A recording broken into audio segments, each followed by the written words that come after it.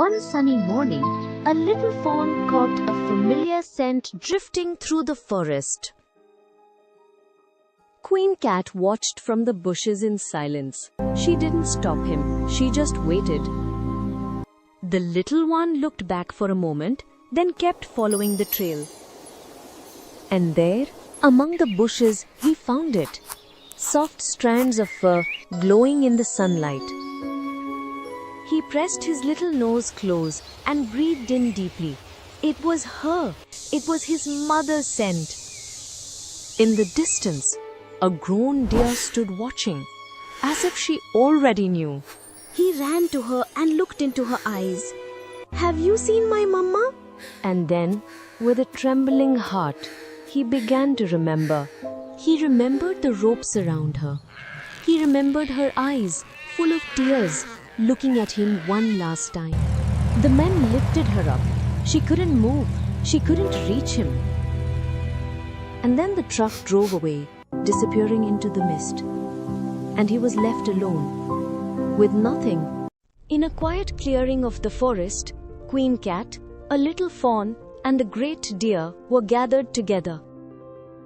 The great deer was shocked when the fawn told her what had happened. Hunters had captured his mother. "You must speak with the deer king," said the great deer. "He is wise. He will know how to save her." "I know the way to his kingdom. Follow me. I will take you to him."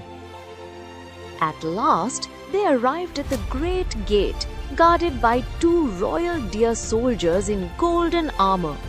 They spoke with the guards and begged them to let them see the king.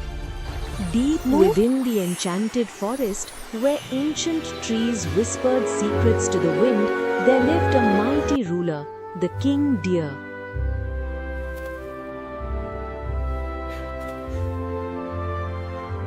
The shadow blight is spreading, my king. The villages are burning and they are coming this way. You are our only hope. By the crown, I summon you. Present the scrolls and prepare for war. We don't have enough supplies for the siege. These scrolls indicate a hidden cache near the river. We ride at dawn. The King Deer closed his eyes and listened. Not just to their words, but to the voice of the forest itself. And when he opened them again, everyone knew the truth was about to be spoken. Listen, not only is the fawn's mother in danger, but the entire forest is. Prepare yourselves. This will not be an easy mission. There's something you don't know. The hunters are not acting alone.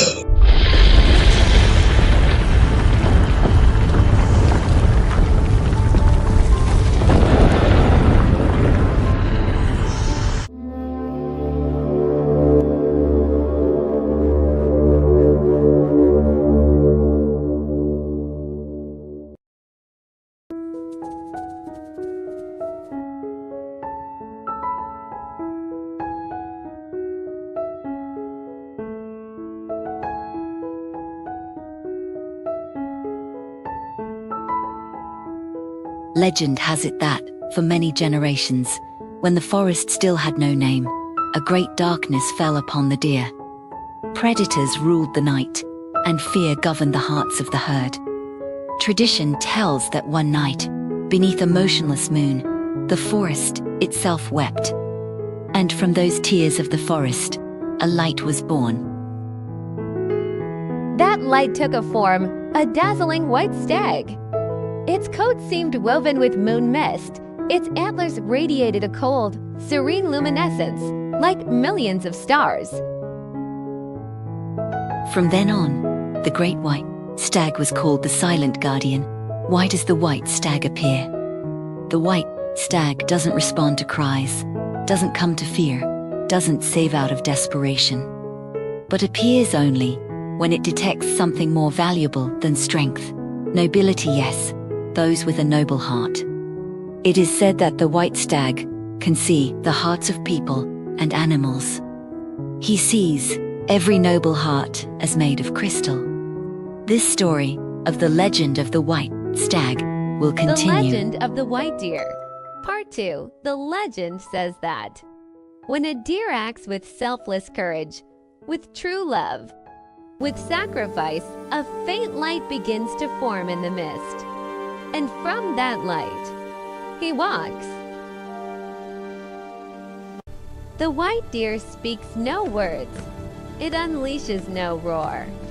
And its power is never used without sacred purpose. His mere presence shifts the balance of the forest. The wind grows still, the shadows tremble, and every living soul feels the ancient power awaken. The predators feel an invisible pressure, a silent force closing in around them, tightening the air and whispering a warning they cannot ignore.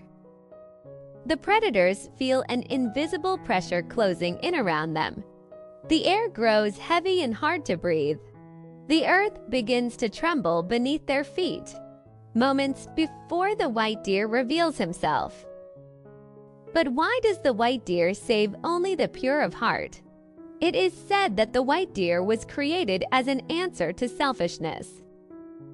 In ancient times, some deer betrayed their own herd to save themselves.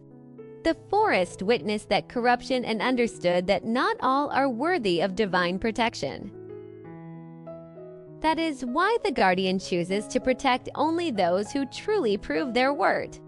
Not through words, but through their actions. Those who stand before danger to shield others.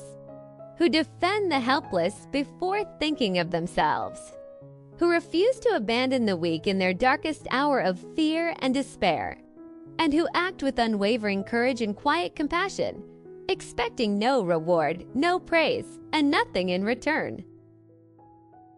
If the hearts of the animals in the forest are pure, the white deer will appear. If their hearts are selfish, the white deer will never reveal himself. The legend of the white deer. Part 3 of the legend.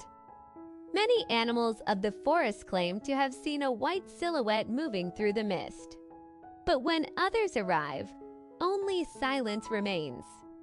That is why some of the young call it a fantasy. They say it is only a story meant to give hope. But those who have seen him never doubt, because when he appears, fear vanishes before the enemy does. The true power of the white deer lies in this. He does not attack like a predator, he restores balance. His power is born from the very heart of the forest and manifests through his antlers, which are no mere horns. The white deer's antlers unleash celestial ice, glowing blue as frozen energy surges. A silent beam descends like a lake turning to ice. And when the ice finally melts, the enemy flees, marked forever by a glowing blue scar. Before unleashing his celestial bolts, the white deer awakens another power. The air grows dense. Sound itself begins to fade. Roars are swallowed into nothingness. It is as if the forest holds its breath. In that absolute silence, evil weakens. Predators feel an invisible pressure tightening in their chests. And many retreat without a single strike being made. In this way, the forest seals the sacred legend. However, the legend of the white deer still lives on. The tiger roars with fury, but the white deer does not retreat. The antlers of the white deer begin to glow, first like a faint blue mist, then like cracks of light running along every branch of his antlers. A deep sound vibrates through the forest. Suddenly, white-blue bolts of ice shoot out from the white deer's muzzle, cutting through the air like frozen lightning. The tiger tries to attack, but the energy envelops him, and his body is suspended in midair. Then the leaves and the forest begin to glow. The flowers open. The air feels warm again. The guardian deer lower their heads in a sign of respect. All of them bid farewell to the white deer with a bow, grateful that he had defeated the tiger. "We must go," whispers the Deer King. They all run between the trees, leaving the place behind along with the eternal ice where the tiger remains motionless, trapped within it. They are greeted by beavers, rabbits, chicks, colorful birds, friendly foxes, curious hens, and even a panda bear smiling gently. Queen Cat speaks with the baby owl, asking him to fly to the Deer King's forest and inform the fawn that they were able to rescue his mother. The baby owl flies to the Deer King's realm and delivers the message to the fawn, telling him that tomorrow he will be able to see his mother deer. The fawn was overjoyed by the news. He was very anxious. Now the forest and every small creature that calls it home stands safe beneath the restored sky, saved by the white deer's grace and power. Yet the legend of the white deer still lives on. The night seemed endless for the fawn. In fact, the fawn lay awake beneath the ancient trees, gazing anxiously at the horizon, waiting for its mother's arrival. Finally, dawn broke. The day arrived with a sun that illuminated the entire kingdom of the Deer King. A golden light spilled through the forest. The little birds sang, the butterflies flew, the bees flitted from flower to flower, and the air felt warmer again. At last, the Stag King, Queen Cat, and Mother Deer arrive in the kingdom. Then soft footsteps were heard, and she appeared among the trees. Yes, it was her mother deer. For a moment, the world stood still. "Mama!" cried the fawn. They crossed the river. She lowered her head and wrapped her neck around him with great love. Around them, the forest came alive. King Deer was overjoyed to see Mother Deer and her fawn together. Queen Cat watched with relief. Rabbits, birds, foxes, a panda cub, and even the smiling owl approached, witnessing the reunion. All the little animals of the forest were very happy.